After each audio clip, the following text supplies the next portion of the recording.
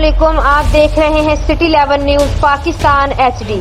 جڑامالہ سے خبر شامل کرتے ہیں۔ ہمارے نمائندہ محمد شفیق کی رپورٹ کے مطابق پاکستان پیپل پارٹی سٹی تحصیل تقسیم کے عہدیداران کو نوٹیفکیشن تقسیم کرنے کی تقریبات شفقت رانا کی رہائش گاہ پر منعقد ہوئی، جس میں ضلع صدر اعجاز چودھری، جنرل سیکرٹری رائے شاہ جہان کھل، ڈویژنل صدر خواتین ونگ سکینہ چودھری ایڈوکیٹ اور ڈاکٹر مشتاق احمد شہین نے بطور مہمان خصوصی شرکت کی۔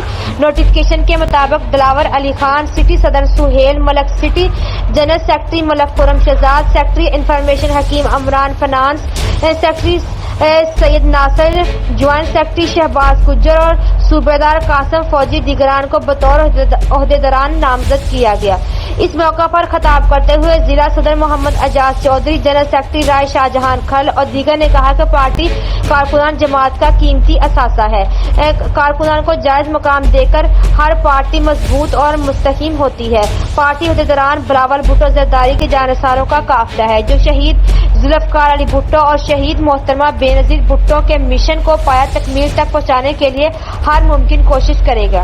مزید اپڈیٹس کے لیے دیکھتے رہیے سٹی 11 نیوز پاکستان HD۔